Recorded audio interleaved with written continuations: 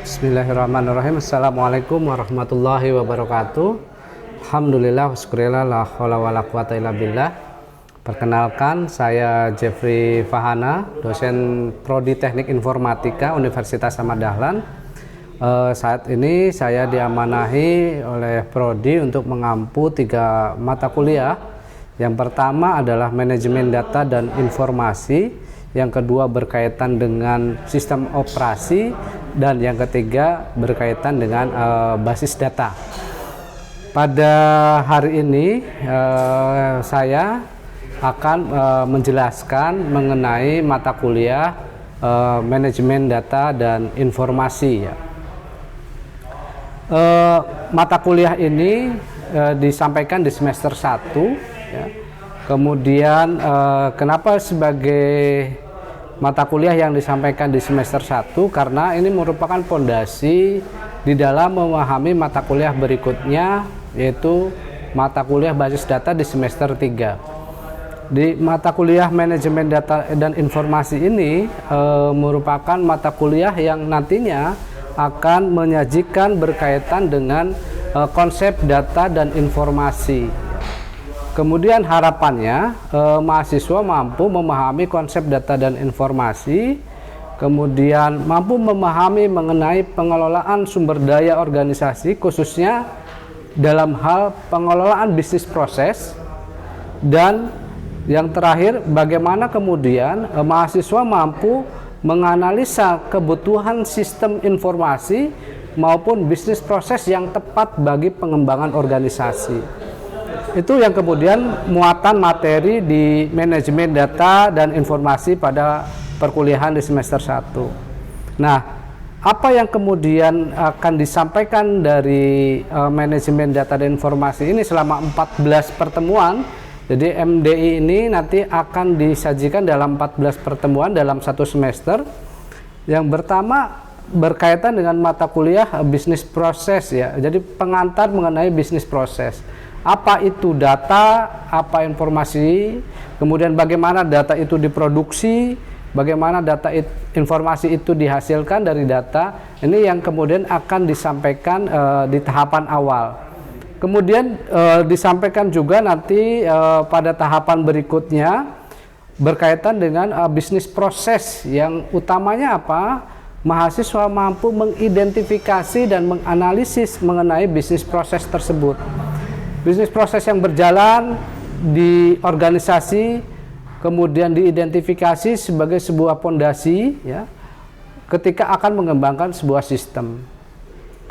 Kemudian setelah didapatkan, dianalisa, maka kemudian akan dimodelkan. Maka di materi berikutnya ada namanya pemodelan proses bisnis. Pemodelan proses bisnis ini harapannya apa? Mahasiswa mampu melakukan pemodelan yang standar ya.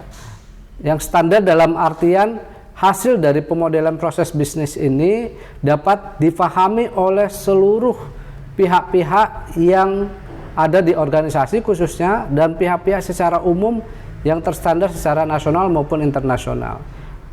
Yang diterapkan di dalam pemodelan proses bisnis ini menggunakan notasi BPMN ya, bisnis proses notasi ya. Jadi bisnis proses notasi ini sudah diakui secara internasional juga, sehingga mahasiswa mampu bersaing ketika diminta untuk membuat namanya bisnis proses organisasi. Nah, di dalam materi berikutnya apa? Di dalam materi berikutnya ada namanya bisnis proses reengineering. Setelah tahu mahasiswa mengenai pemodelan proses bisnis, mahasiswa juga harapannya mampu melakukan identifikasi bagaimana sebuah bisnis proses itu ternyata harus didaur ulang atau dilakukan perubahan, dilakukan proses transformasi. Maka proses transformasi inilah mahasiswa diajarkan mengenai bisnis proses reengineering.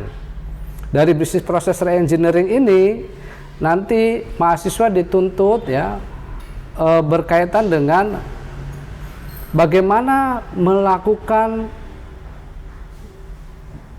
proses perubahan dari proses bisnis yang ada, ya. Kemudian dengan menambahkan unsur-unsur teknologi informasi sebagai sebuah solusi untuk memangkas proses bisnis yang dimaksud. Sehingga harapannya mahasiswa ketika ditempatkan di dalam sebuah organisasi atau ketika mahasiswa itu membentuk sebuah organisasi, mampu melakukan evaluasi, mampu melakukan analisis, dan mampu menghasilkan produk hasil dari proses bisnis reengineering tersebut. Nah, dari proses reengineering kemudian mahasiswa tersebut nanti akan dibawa kepada sebuah materi, yaitu berkaitan dengan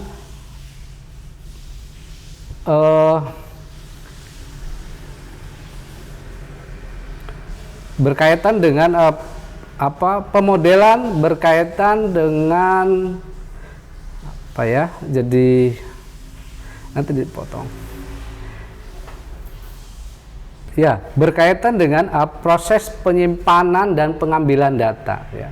Jadi di proses penyimpanan dan pengambilan data, mahasiswa mampu menjelaskan mengenai elemen-elemen data, ya. Bagaimana data itu diakses di dalam sebuah organisasi, kemudian bagaimana data itu diberi izin hak aksesnya oleh pihak-pihak yang sudah memiliki hak akses, ya. Misalkan berkaitan dengan keamanan data, integritas data, mekanisme pemulihan data sebagai sebuah apabila ada kebencanaan misalkan. Nah, bagaimana sih proses pemulihan datanya, bagaimana pengelolaan data di institusi tersebut. Nah, ini adalah materi pada proses penyimpanan dan pengambilan data.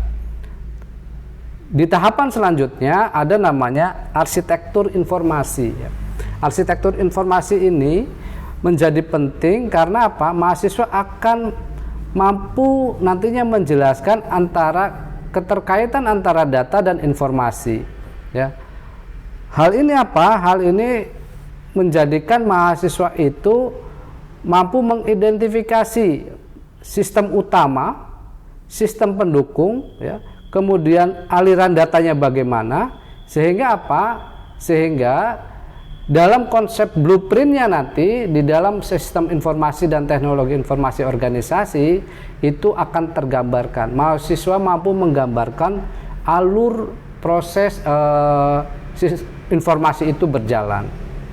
Nah, di pertemuan selanjutnya ada namanya arsitektur data. Arsitektur data ini merupakan sebuah konsep, ya, bagaimana kemudian organisasi itu mampu memiliki peta data, ya.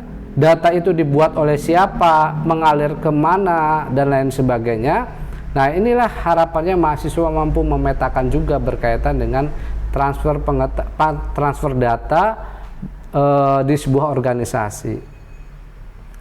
Dari arsitektur data ini nanti dokumen apa yang dihasilkan oleh mahasiswa, yaitu entitas data, kemudian IRD, matrik proses, ya, kemudian tabel fisik, ya, yang kemudian itu merupakan konversi dari ERD, entitas relationship diagram.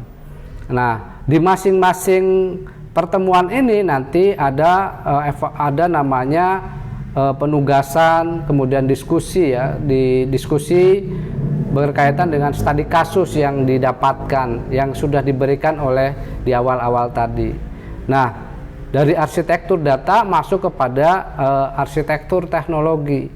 Data sudah didapatkan, arsitektur data, alur data mengalir, alur informasi mengalir, siapa pihak-pihak pengguna data, maka dari arsitektur data ini akan tercipta namanya aplikasi-aplikasi. Yaitu aplikasi yang dibutuhkan oleh organisasi. Data ini digunakan oleh aplikasi ini, data ini digunakan oleh aplikasi tertentu.